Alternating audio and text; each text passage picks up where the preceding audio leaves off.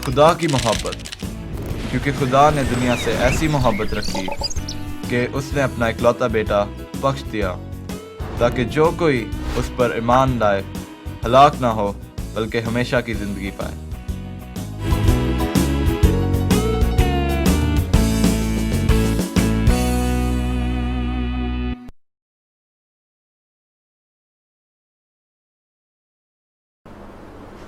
खुदावंद यीशु मसीह के अजीम और बाबरकत नाम में मैं एंजला मुश्ताक आप सबकी खिदमत में सलाम पेश करती हूँ और हमारे आज के इस खूबसूरत प्रोग्राम खुदावंद ने दुनिया से ऐसी मोहब्बत रखी में आप सबको खुश आमदीद कहती हूँ। नाज़रीन, खुदावंद के कलाम में यूँ लिखा है, ए अहले ज़मीन खुदावंद के हजूर नारा मारो, खुशी से उसकी इबादत करो, गाते हुए उसके हजूर हाजिर हो, ये जान रखो कि खुदावंद ही खुदा है, उसी ने हमको बनाया और हम उसी के हैं, हम उसी के लोग और उसी की चरागाह की भेड़ें हैं। शुक्रगुजारी करते हुए उसके फाटकों में और हम करते हुए उसकी बारगाहों में दाखिल हो। आइए नाज़रीन, हमें भी चाहिए कि हम इस पाक कलाम पर अमल करते हुए हर लम्हा उसकी शुक्रगुजारी करते रहें। और अभी वक्त है खुदावंद की प्रस्तिश और हमदोसना का, तो आइए उसकी प्रस्तिश और हमदोसना में ये खूबसूरत गीत सुनते हैं।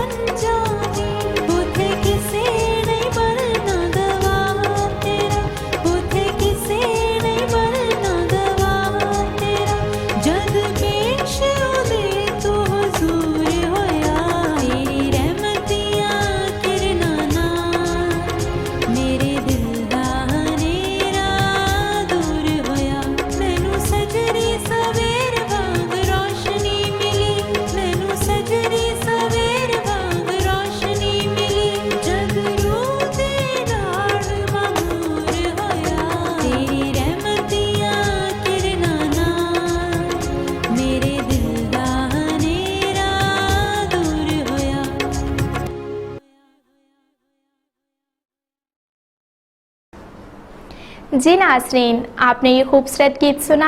मेरा ईमान है कि आपने इस गीत के वसीला से ज़रूर बरकत हासिल की होगी। तो अभी वक्त है आज की कहानी का। तो आइए नाज़रीन, अंकल डेविड और पिंकी के पास चलते हैं जो हमें आज की कहानी सुनाएंगे। तो आइए चलते हैं। Good morning uncle David. Very good morning Pinky बेटा। और नाजरीन, पिंकी और अंकल डेविड की तरफ से आपकी खिदमत में आदाब कबूल हो और हमारी आज की कहानी में आप सबको खुश आमदीद। अंकल डेविड, पिछले हफ्ता आपने साउल बादशाह के बारे में बताया था कि उसने खुदावंद की नाफरमानी की और फिर ये कि खुदा ने उसे बहैसियत बादशाह रद्द कर दिया। जी बेटा, ऐसा ही है। तो अंकल डेविड, जब खुदा ने साउल को बहैसियत बादशाह रद्द कर दिया तो उसके बाद क्या हुआ? प्लीज तफसील से बताएं ना। पिंकी बेटा, साउल बादशाह के रद्द किए जाने के बाद सैमुअल इस बात से बहुत परेशान और उदास था कि खुदा के लोगों पर एक नाफरमान बादशाह हुकूमत करेगा। हाँ, ये तो है। अच्छा, फिर क्या हुआ? बेटा जी, खुदा ताला ने सैमुअल से कहा, तू कब तक साउल के लिए गम खाता रहेगा जबकि मैंने उसे रद्द कर दिया है।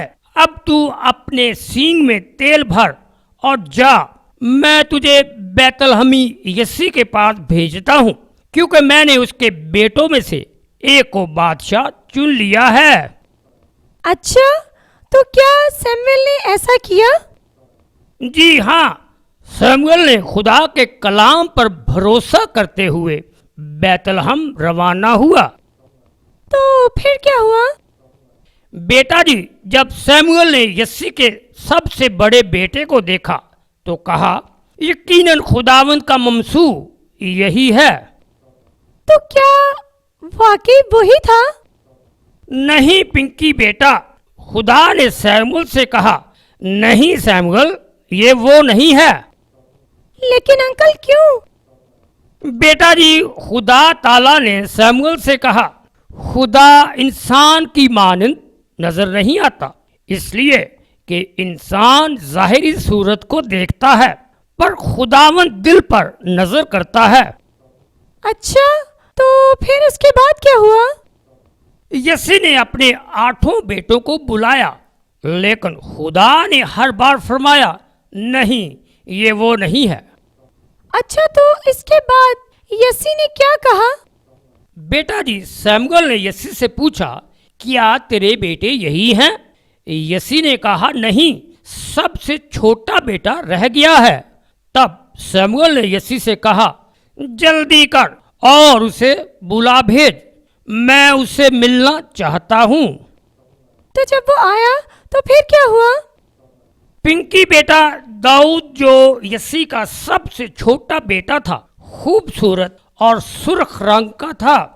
जब वो खुदावंद के हजूर पेश हुआ तो खुदावंद ने फरमाया, उठ और इसे मसा कर, क्योंकि ये वो ही है। वाह अंकल, खुदा ने एक चरवाहे को इस्राएल का बादशाह मुकर्रर किया। जी हाँ पिंकी बेटा, खुदा नहायत रहीम व करीम है। वो अपने कामों में लासानी है, जिसको चाहे अपनी बेशुमार बरकतों से मामूर कर दे। उसके काम इंसान की सोच और इदराक से परे हैं। उसी के नाम की हम्द हो। अच्छा जी। हाँ जी। नाजरीन, अभी आपने हमारी आज की कहानी देखी और सुनी। कैसी लगी आपको? मैं उम्मीद करती हूँ कि आपको आज की कहानी पसंद आई होगी। और नाजरीन, अभी वक्त है ड्रामा देखने का, तो आइए ये सबक आमोज ड्रामा देखें।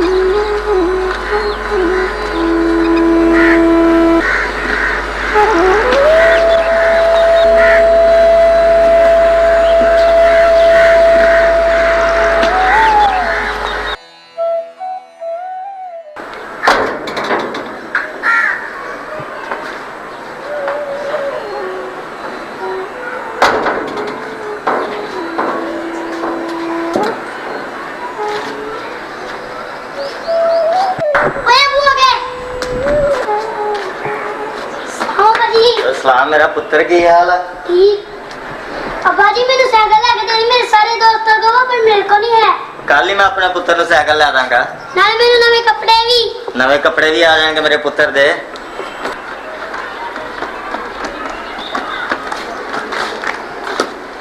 सलाम बाबू जी। सलाम पुत्र।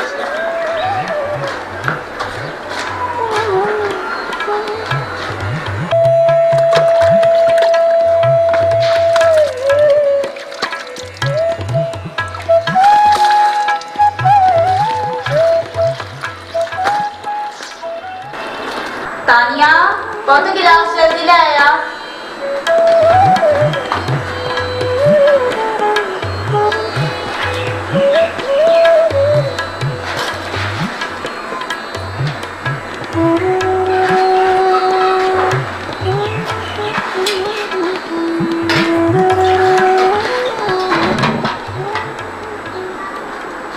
मेरे पुत्र को देसी घना रोटी चोपड़ के देनी सी। देसी घ्यो ते खवाया करो, जरा मैं समझाया भी करो। स्कूल के सारा दिन बाहर फिरदा है, ना तो मेरे आखे लगदा ना कोई काम करदा है। इन्ना की तरबियत बाइबल के मुताबिक करो, ए दुआ भी करन नाले बाइबल भी पढ़िया करन।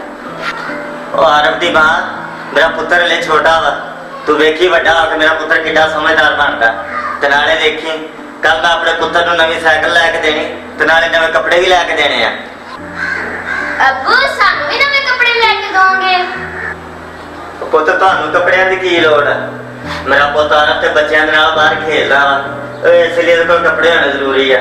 ਨਾਲੇ ਨਵੀਂ ਫਸਲ ਆ ਲੈਣ ਤੋਂ ਤੁਹਾਨੂੰ ਵੀ ਨਵੇਂ ਕੱਪੜੇ ਲੈ ਦਾਂਗੇ ਤੇ ਨਾਲ ਤੁਹਾਡੀ ਮਾਂ ਨੂੰ ਵੀ ਨਵੇਂ ਕੱਪੜੇ ਲੈ ਕੇ ਦਾਂਗੇ।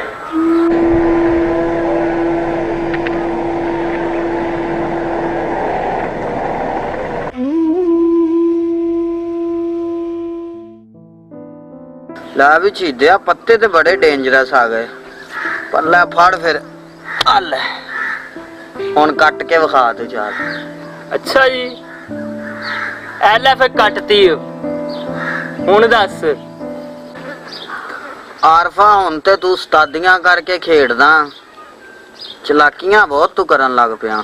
ਤੇ ਯਾਰ ਕਿਹੜੀਆਂ ਚਲਾਕੀਆਂ? ਤੂੰ ਦਿਮਾਗ ਨਾਲ ਖੇਲ, ਜਿੱਤੇ ਵੀ ਤੂੰ ਐਵੇਂ ਚਲਾਕੀਆਂ ਕਹੀ ਜਾਂਦਾ। ਲਾਗੀਆਂ ਦਾ ਪਤਾ ਹੋਣਾ। ਲੱਗਣਾ ਕੀ ਪਤਾ? ਛੱਡੋ ਯਾਰ ਲੜਾਈ,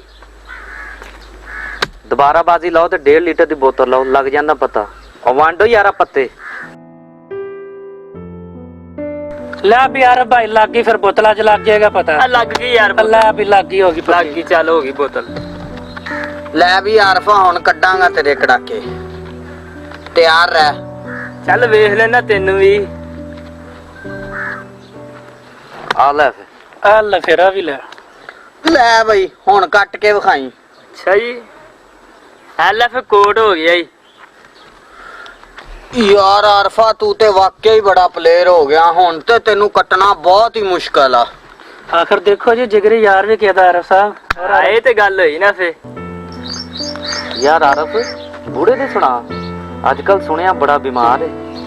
ਯਾਰ ਬਸ ਕੀ ਦੱਸੀ, ਹੁਣ ਬੁੱਢਾ ਹੋ ਗਿਆ ਵਾ, ਆਖਰੀ ਸਾਹ ਤੇ ਚੱਲਦੇ ਪਏ ਆ। ਪਤਾ ਨਹੀਂ ਕਿੰਨੇ ਦਿਨ ਹੋ ਗਏ ਮੰਜੀ ਮੱਲੀ ਹੋਈ ਆ ਉਹਨੇ, ਪਤਾ ਨਹੀਂ ਕਿਦੋਂ ਖੁਦਾ ਨੇ ਉਹਨੂੰ ਬੁਲਾ ਲੈਣਾ।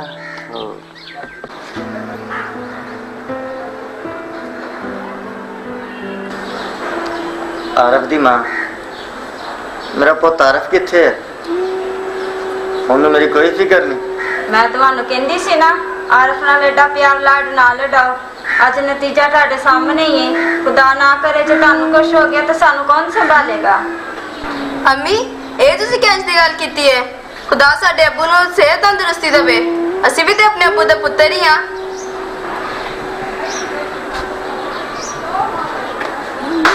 ਪਤਾ ਨਹੀਂ ਇਹ ਕਿਹੜੇ ਕੰਮਾਂ 'ਚ ਪੈ ਗਿਆ। ਮੈਨੂੰ ਤੇ ਆਪਣੇ ਪੁੱਤ ਤੋਂ ਕੋਈ ਉਮੀਦ ਨਹੀਂ ਹੈ।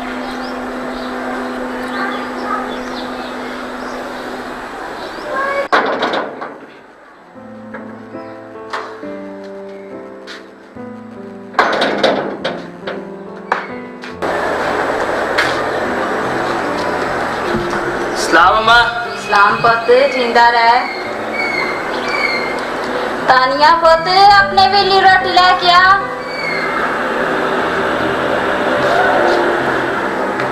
आरफ पुत, देख तू केड़े कम्मा च पै गया। प्यो तो तेरा इस दुनिया तो चला गया, पिछे मैं तेरी बुढ़ी मां।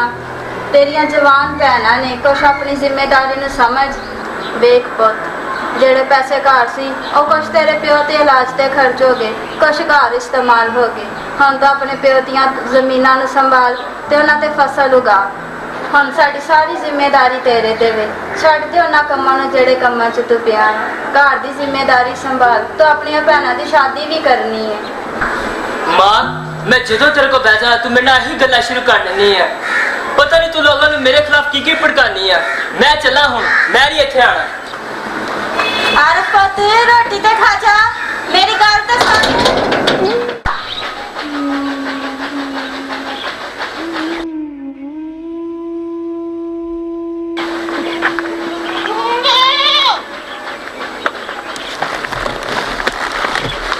सलाम भाई साहब। मारूफ की हाल है? आओ बैठो। ठीक ठाक भाई साहब। भाई साहब तुम सुनाओ कैसी तबीयत है? बिल्कुल ठीक ठाक। तू सुना आरफ? ठीक ठाक। ठीक ठाक भाई साहब। अज भाई साहब इत्थे किद्दां आना होया? मैं आरफ तेरे वाली अज आया सी। अच्छा भाई साहब, हुक्म करो भाई साहब तुसी। यार आरफ, मैं तेरे घर गया सी तो तेरी मां नाल मिलिया सी ते उहदे नाल गलबात मेरी हुई सी ते वो तेरी वजह तो बड़ी परेशान सी। तू खुद ही सोच, तेरी बुढ़ी मां। मैं ते तेरा वक्त ज़ाया करन नहीं आया ते ना ही तेन कोई लैक्चर देने लिए आया। मैं सिर्फ तेन समझाने लिए आया। आरफ, तेरे प्यो का बड़ा अफसोस है। बस जो खुदा की मर्जी, खुदा भेजदा वा ते वापस बुला लेंदा, वो नाम मुबारक है। पर आरफ देख, तेरी बुढ़ी मां, तेरियां जवान भैणां, उन्हां दा कुछ ख्याल कर। तेरी मां बहुत परेशान है ते तू अपनियां भैणां भी विआहणियां ने, उन्हां नूं तेरे ते बड़ी उम्मीद है ते तेरे प्यो की जिहड़ी ज़मीन है वो बंजर पई है, उन्हें आबाद कर, उत्ते फसल उगा। आरफ, जिहड़े दोस्तां नूं तू सज्जन समझदा है वो तेन बर्बाद कर देंगे, वो तेरे सिर्फ खाण दे यार ने। अच्छा आरफ, मैं चलदा वां ते मेरी गल ते गौर करी। ठीक है भाई साहब। आरफ, खुदा तेन बहुत बरकत दे।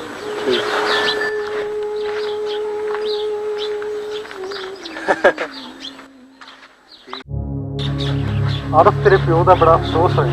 बस जो खुदा की मर्जी, खुदा भेजदा वा ते वापस बुला लेंदा, वो नाम मुबारक है। पर आरफ देख, तेरी बुढ़ी मां, तेरियां जवान भैणां, उन्हां दा कुछ ख्याल कर। तेरी मां बहुत परेशान ते तू अपनियां भैणां भी विआहणियां ने, उन्हां नूं तेरे ते बड़ी उम्मीद है। तेरी मां बहुत परेशान ते तू अपनियां भैणां भी विआहणियां ने, उन्हां नूं तेरे ते बड़ी उम्मीद है।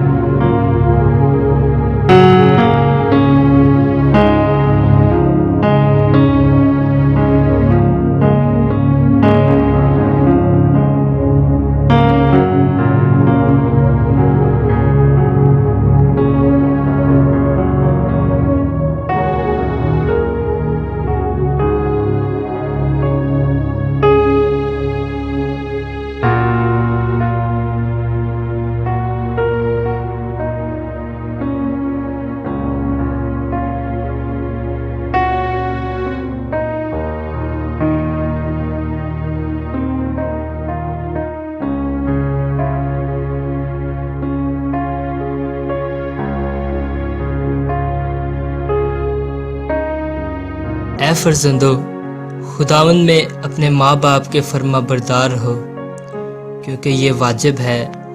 अपने बाप की और माँ की इज्जत कर। ये पहला है हुक्म जिसके साथ वादा भी है, ताकि तेरा भला हो और तेरी उम्र ज़मीन पर दराज हो। आमीन।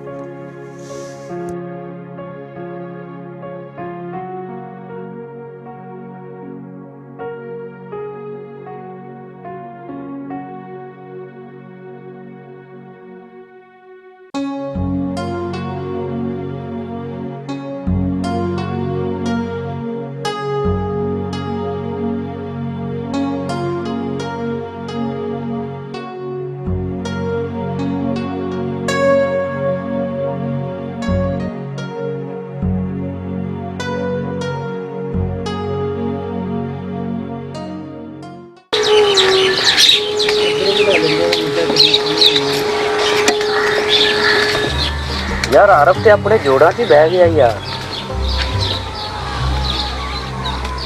कितनी देर आप खवावा पियावांगे यार। यार गल तो तेरी सही है, हुण ते मेरे को भी पैसे कोई नहीं, वेले बैठे हैं। मेरा ख्याल आरफ की छुट्टी ना करा दी। यार बिल्कुल गल तो तेरी सही है, छुट्टी करा देनी चाहिए। ओ नहीं, हाले आपां दी छुट्टी नहीं करानी, ਜਿੰਨੀ ਦੇਰ ਤੱਕ ਉਹਦੇ ਪਿਓ ਦੀ ਜ਼ਮੀਨ ਆ ਨਾ, ਉਹ ਅਮੀਰ ਆ, ਤੇ ਆਪਾਂ ਇਦਾਂ ਕਰੀਏ ਕਿ ਉਹਨੂੰ ਕੋਈ ਲਾਲਚ ਦੇ ਕੇ ਉਹਦੀ ਜ਼ਮੀਨ ਮੁਕਾ ਕੇ ਤੇ ਉਹਦੇ ਕੋਲ ਜਿਹੜੇ ਪੈਸੇ ਹੋਣ ਉਹਦੇ ਨਾਲ ਆਪਾਂ ਆਪਣੇ ਪੁਰਾਣੇ ਖਰਚੇ ਵੀ ਪੂਰੇ ਕਰ ਲਈਏ ਤੇ ਆਪਣੇ ਗਾਂ ਦੇ ਵੀ ਟੋਰੇ ਟੁਰੇ ਰਹਿਣ। ਮੇਰੀ ਗੱਲ ਸਮਝੇ ਹੋ? ਗੱਲ ਤੇ ਤੇਰੀ ਠੀਕ ਆ ਯਾਰ ਮੇਰੀ ਤੇ ਗੱਲ ਵਾਕਈ ਬਿਲਕੁਲ ਠੀਕ ਆ। ਮੈਂ ਗਲਤ ਕਹਿੰਦਾ ਹੀ ਨਹੀਂ। ਇਹਦੇ ਨਾਲ ਆਪਣੇ ਵੀ ਖਰਚੇ ਪੂਰੇ ਹੋ ਜਾਣਗੇ ਤੇ ਆਪਣੀ ਨੰਗ ਵੀ ਸੌਖੀ ਜਾਏਗੀ ਵੇਲੇ। ਹਾਂ ਜੀ ਉਹ ਮੇਦਿਆ ਬੜਾ ਜ਼ੇਨ ਪਾਇਆ ਜੀ। ਮੰਨ ਗਿਆ ਨਾ ਫਿਰ ਮਹੀਦੇ ਨੂੰ। ਵਾਹ ਯਾਰ ਕੀ ਬਾਤ ਹੈ ਤੇਰੀ, ਤੂੰ ਤੇ ਕਮਾਲ ਕਰ।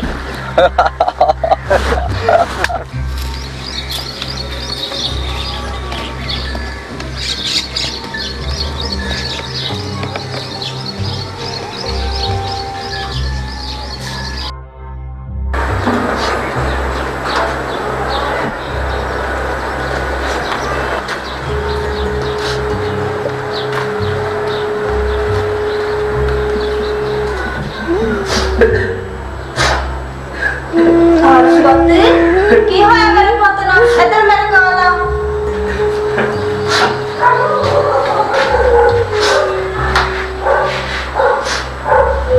ਮਾਂ, ਮੈਂ ਤੈਨੂੰ ਬਹੁਤ ਪਰੇਸ਼ਾਨ ਕੀਤਾ। ਮੈਂ ਆਪਣੇ ਪਿਓ ਨੂੰ ਜਿਹੜਾ ਮੇਰਾ ਇੰਨਾ ਪਿਆਰ ਕਰਦਾ ਸੀ, ਮੈਂ ਉਹਨੂੰ ਬਹੁਤ ਦੁੱਖ ਦਿੱਤਾ। ਮੈਂ ਸਾਰੇ ਘਰ ਨੂੰ ਬਹੁਤ ਦੁੱਖ ਦਿੱਤਾ। ਮੈਂ ਤੇਰੀ ਨਜ਼ਰ 'ਚ ਤੇ ਖੁਦਾ ਦੀ ਨਜ਼ਰ 'ਚ ਬਹੁਤ ਗੁਨਾਹਗਾਰ ਹਾਂ। ਮਾਂ ਮੈਨੂੰ ਮਾਫ ਕਰ ਦੇ। ਮਾਂ मेरा बेटा, तू परेशान ना हो, खुदा सब बेहतर करेगा।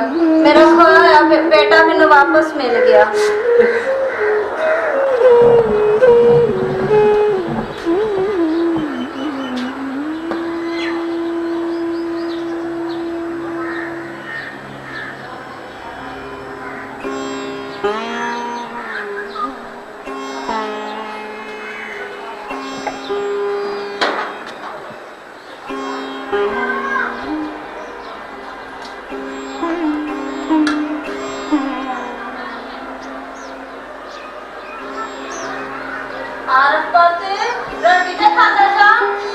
मां, मेरी रोटी हो तुम मुरब्बे ले आई।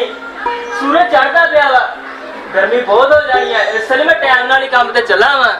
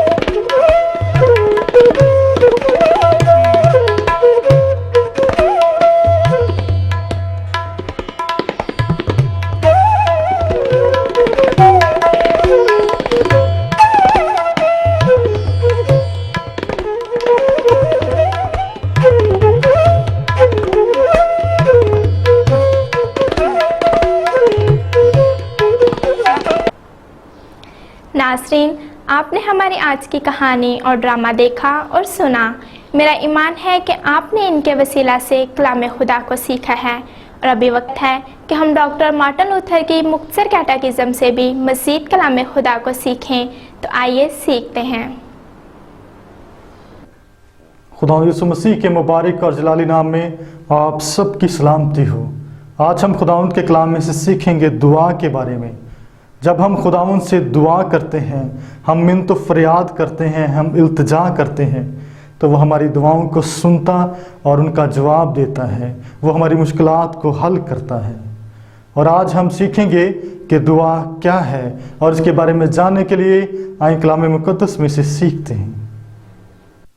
दानियल 9वां बाब और उसकी 3री व 19वीं आयत। और मैंने खुदावंद खुदा की तरफ रुख किया और मिन्नत और मुनाजात करके, आए खुदावंद सुन, आए खुदावंद सुन ले और कुछ कर। मत्ती 15वां बाब और उसकी 8वीं व 9वीं आयत। ये उम्मत जुबान से तो मेरी इज्जत करती है, मगर इनका दिल मुझसे दूर है और ये बेफायदा मेरी प्रस्तश करते हैं।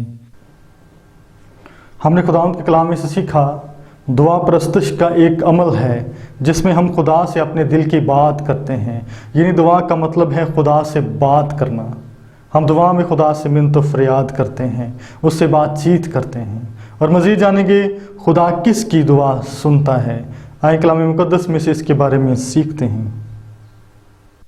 ईसाया पहला बाब और उसकी 15वीं आयत, जब तुम अपने हाथ फैलाओगे तो मैं तुमसे आंख फेर लूंगा। हाँ, जब तुम दुआ पर दुआ करोगे तो मैं ना सुनूंगा। इब्रानियों 11वां बाब और उसकी 6ठी आयत, और बगैर ईमान के उसको पसंद आना नामुमकिन है। यूहन्ना 16वां बाब और उसकी 23वीं आयत, अगर बाप से कुछ मांगोगे तो वो मेरे नाम से तुमको देगा। पहला पत्रस 3 बाब और उसकी 12वीं आयत, क्योंकि खुदावंद की नजर रास्तबाजों की तरफ है और उसके कान उनकी दुआ पर लगे हैं, मगर बदकार खुदावंद की निगाह में हैं। हमने खुदावंद के कलाम में से सीखा खुदा सिर्फ उनकी दुआओं को सुनता है जो यीशु मसीह में ईमान के वसीला से उसको कबूल करते हैं। जब हम पूरे ईमान के साथ खुदावंद से दुआ करते हैं तो वो हमारी दुआओं को सुनता और उनका जवाब देता है। बहुत से ऐसे लोग हैं जो खुदावंद से मांगते हैं लेकिन नहीं पाते, लेकिन जो ईमान से मांगते हैं वो खुदावंद से पा लेते हैं और खुदावंद उनकी दुआओं का जवाब देता है।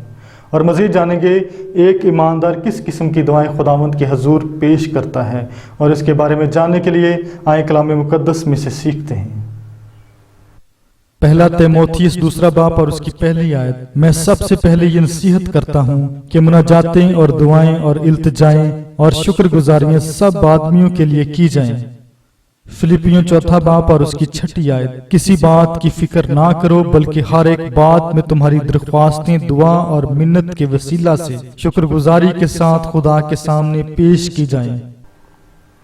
हमने आज के कलाम में से सीखा एक ईमानदार खुदा के सामने मुनाजात और शुक्रगुजारियाँ किसी भी शख्स या किसी भी बात के लिए पेश कर सकता है। हमने खुदावंद के कलाम में से पढ़ा, सुना और सीखा। मेरी दुआ है इस कलाम के वसीला से खुदावंद आप सबको बरकत दे। आमीन। जी नाज़रीन, मैं खुदावंद की शुक्रगुजार हूँ कि आप हमारे इस प्रोग्राम को नहायत दिलचस्पी के साथ देखते हैं और अपनी पसंदीदगी का इजहार भी करते हैं। मैं शुक्रगुजार हूँ उन तमाम दुआया दरख्वास्तों के लिए जो आप हमारी दुआया टीम तक पहुँचाते हैं, और हमारी दुआया टीम उन दरख्वास्तों को खुदावंद के हुजूर में पेश करती है, और वो जिंदा कादर मुतलक खुदा उनका जवाब भी देता है। और वो मेरे बहन भाई जो अपने परेशानियों और मसाइल में घिरे हुए हैं, बिल्कुल मायूस ना हो, बल्कि इसी तरह अपनी इल्तिजाएं खुदावंद के हुजूर में पेश करते रहें, और वो जिंदा कादर मुतलक खुदा सब कुछ कर सकता है और वो वक्त पर आपको ज़रूर जवाब देगा। खुदावंद यीशु मसीह के अजीम और बाबरकत नाम में मैं एंजला मुश्ताक आपकी खिदमत में सलाम पेश करती हूँ, और हमारे प्रोग्राम मिरेकल ऑफ गॉड में आपको खुशामदीद कहती हूँ। नाज़रीन, हमारा खुदा नामुमकिनात का खुदा है, हमारा खुदा मौजज़ात का खुदा है, हमारा खुदा दुआओं को सुनता और उनका जवाब देता है, और हमारा खुदा वफ़ादार खुदा है। वो कभी भी हमारी दुआओं को रद्द नहीं करता, लेकिन उसके जवाब का एक वक़्त मुकर्रर है, और हम खुदा का शुक्र करते हैं कि वो वक़्त पर हमारी दुआओं को सुनता और उनका जवाब देता है। नाज़रीन, जनाब मुनीर ने सियालकोट से हमें अपनी वालदा के लिए दुआ की दरख्वास्त की थी। हमारी दुआया टीम ने उनके लिए खुदा से दुआ की। खुदावंद का शुक्र है कि अब वो बिल्कुल ठीक हैं। नाज़रीन, इसी तरह रहीम यार ख़ान से जॉन मसीह जो काफ़ी अरसा से फालिज की वजह से बिस्तर पे थे, उनके लिए दुआ की दरख्वास्त की गई थी। हमारी दुआया टीम ने उनके लिए दुआ की। खुदा ने जॉन मसीह को शिफा बख्शी। खुदावंद का शुक्र हो।